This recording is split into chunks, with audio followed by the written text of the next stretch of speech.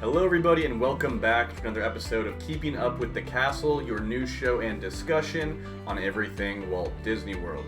On today's episode, we have that NBA players may have after-hours access to Walt Disney World. 2020 Disney World tickets and hotel reservations are now on sale to the public.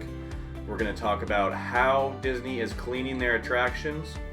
We're going to talk about the recent update to the face mask policy at Walt Disney World.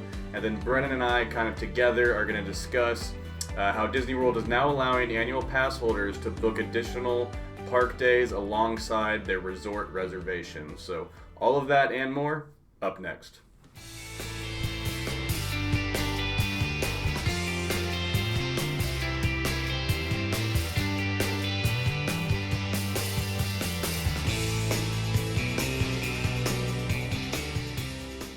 Welcome back to the show, everybody. My name is Colin. I will be your host, and join with me every single episode, my co-host, Brendan. How you doing, man? Doing good. Very good. Yeah, it's been a little while since we recorded. We had a lot going on. I was traveling. There was a little delay in some news, but we have a good amount of stuff to bring to you, so we're looking forward to that. Also, I wanted to mention in 12 days, we will be in Disney World for 4 days, 3 days in the park, so we're looking forward to get a lot of in-park content, so that way we can kind of see firsthand, how they're dealing with, obviously the pandemic and people coming to the park. So I've seen a lot already online, but I'm looking forward to see that and just plain right be back in Walt Disney World. I can't wait to walk down Main Street that first time. Yeah. That's going to be exciting. But guys, it is July 13th, 2020, and this is episode 59 of the Keeping Up with the Castle podcast and videocast. That's right, and we did have a 3-week hiatus from our last episode, but we have a lot planned. We're going to keep these episodes again, to have at least 1, 2, or 3 videos a week. We want to keep that going for sure consistently. The goal is 2, 3 is great. If a lot comes up, we want to at least get 1 out. But that being said, we are back in business and ready to rock and roll. So Brendan, take it away. So up first for the news today is NBA players might have after-hours access to Walt Disney World. According to a report by the OC Register, the NBA and the Walt Disney World have come to an agreement to let NBA players, staff, and entourage get access to the Walt Disney World theme parks after they close to regular guests. The NBA will have access to Disney's Animal Kingdom, Hollywood Studios, Epcot, not Magic Kingdom, according to the report.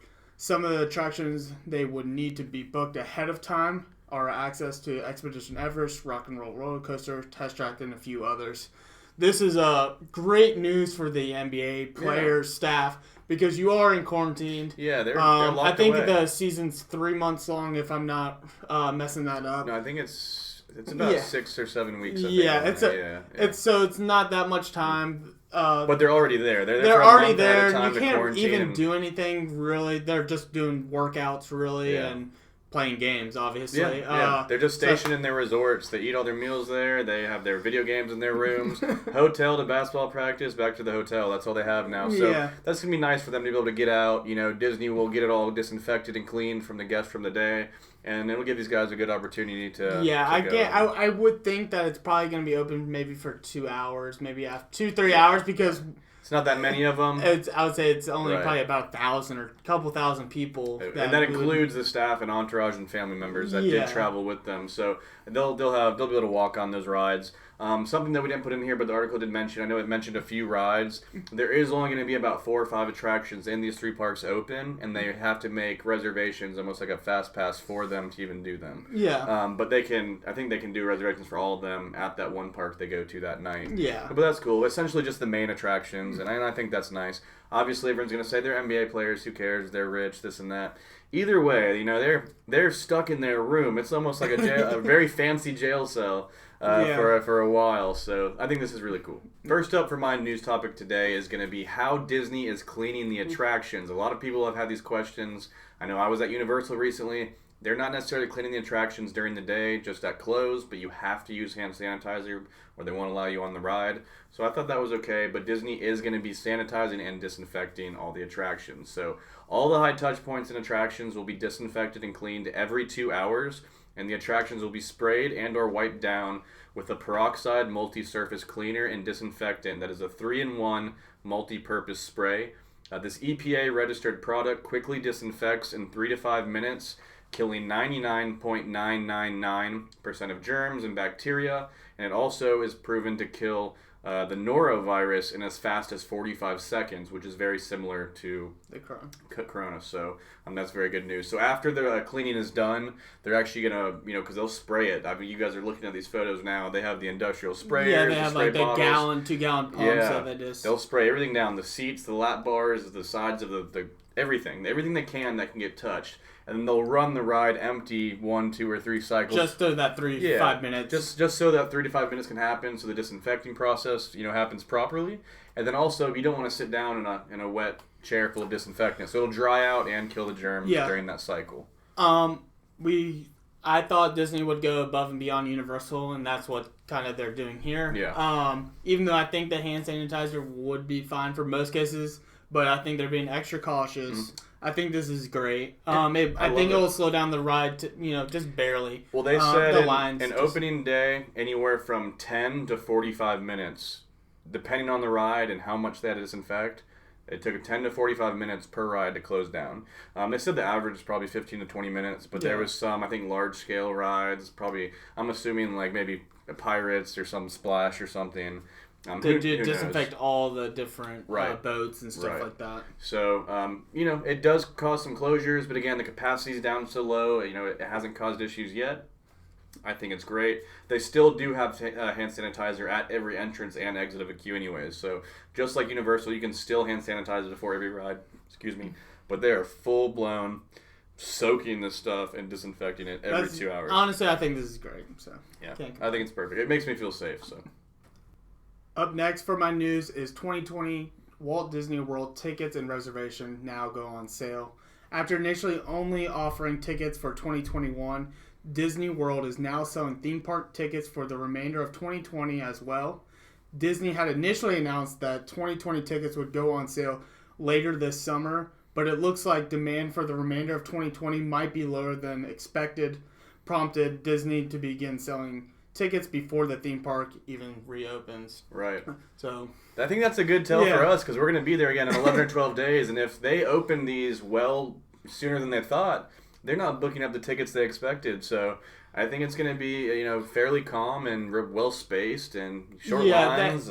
I think half the population is thinking they don't want to go to theme parks. The other half is like, we can start going back. It's only 20% capacity, maybe 25%. Right.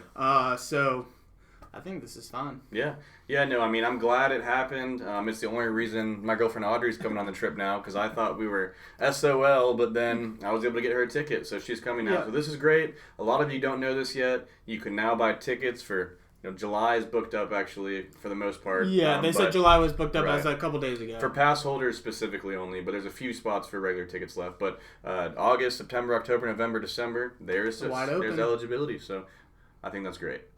All right, so next and last up for my singular news topic is going to be that Disney World updates the face mask policy to specifically ban neck gaiters and bandanas. So previously, Disney said that face masks must be made of a breathable material, either disposable or reusable, but the updated wording now notes that face masks must be made with at least 2 layers of breathable material, and then Disney also specifically stated that at this time, based on guidance from health authorities and officials, neck gaiters and the open chin triangle folded bandanas are now not acceptable forms of face coverings inside of the Disney parks. So I think I get why they did this. It makes sense.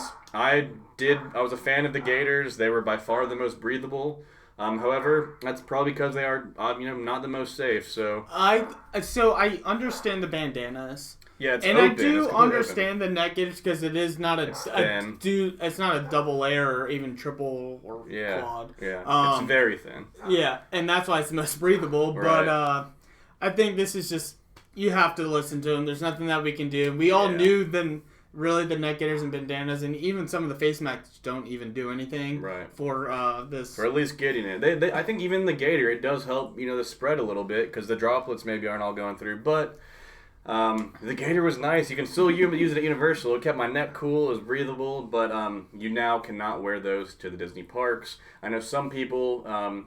one of the rules also that I didn't mention is it has to have ear loops or tied behind your head or something. People were cutting holes and putting ear loops in the gaiters, and they were fitting tight and perfect, but it's the double layer, and it's very porous, and that's why it is the most comfortable. So I'm cool with it. It's okay. They're doing it for the right reason.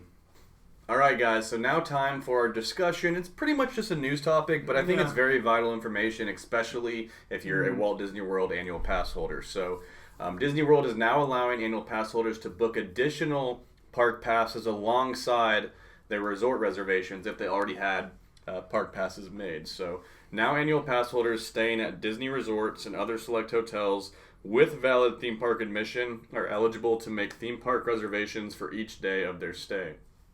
And now, in addition, all annual pass holders are also eligible to make theme park reservations for up to 3 days at a time on a rolling basis. So what this means is, let's say me and Brendan have a hotel reservation in September, and we're there for 4 days. We can make a reservation for all 4 days only because we're annual pass holders, not the 3.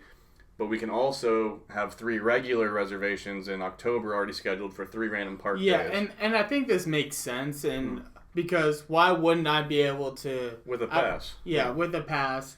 I already have a hotel that guarantees me a spot. Not guarantees, but you have those 4 days and you should be able to... Right, because before they change this, let's say we had a hotel in December for, it doesn't matter how many days, let's just say 3 days to make it simple, and we had 3 park passes. Me and Brendan, with our annual passes we paid in full for, not even on the monthly plan, we physically wouldn't be allowed to go in July, August, September. That's ridiculous. So it is still rolling. You can't have more than that 3 and/or 6 if you go both routes at once. Yeah. But at least, we can go, and we're going to go on the 24th through 27th. On the 25th, we can already make 1 new reservation because we've used a day. And if we make a resort, we can make 1 for every day. So I think this is huge news because I was thinking, what the heck? What's going on? We paid for an annual pass, but what if I booked my first time in September? I wouldn't be able to book until September, and then And then after that trip, you couldn't book your 3 more previously. Yeah. So they did make it more lenient. It's still not you go whenever you want willy nilly like it was before. But I understand this is acceptable. Yeah, this meets in the middle for the the stage where the world is in right now. It's nothing's ideal for anybody necessarily, so we have to take what we can get. So I think Disney did the right thing with that. It helps us a little bit more and makes it more pliable as far as scheduling. So I think that's great news. The fact that an annual pass holder or even a regular person, which still is a little tough, but you could only make 3 reservations with 4 parks. Was maybe a little weary, but now that's fixed for pass holders. Yeah, and I'm hoping for the rest of everybody else to get fit. I think they should maybe move it up to 4 reservations because what if I'm going there for a week? Let's say I had my reservation, I can only go to 3 parks, right? And I really want to go to that 4th park, no matter what it is. It's just.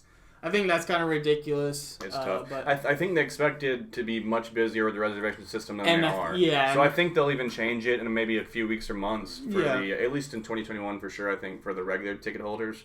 But yeah, I think for pass holders, I think it's a win. Again, we'll take what we can get. I mean, we weren't able to go for 4 months. Granted, they did extend our passes, which was good to see. Mm-hmm. But I think this will help out a lot. It's just tough, because even right now, though, this doesn't help the people without tickets or pass holders. So if you have a week-long vacation, you can only do, let's say it's Monday through Friday. Monday through Wednesday, you have your park passes. After you leave your park Monday, on Tuesday, if you're lucky, you might be able to get another reservation for that Thursday or Friday. But chances are those are already going to be filled by the time you're there. So, exactly. But then again, they're not all filled right now. So for the regular tickets, because they just opened that bunch of availability. So you never know. But that's our discussion. We just kind of wanted to briefly discuss and dive into that a little bit more than a news topic. Nothing too extreme or intense, but I think that is big news because there was tens of thousands of people wondering what they paid $1,200 for. Yeah. So I think that's a good thing Disney did. Again, that'll do it for this week's episode of the Keeping Up with the Castle, our news and discussion show. Please hit the thumbs up button if you like the video. If you have not already, please subscribe to see all of our future content. We have a lot of stuff planned to come out in the next few days and weeks. A lot of stuff. And we're going to get back on schedule with that 2 to 3 times a week posting. Especially being back in the parks in 2 weeks' time. Yeah.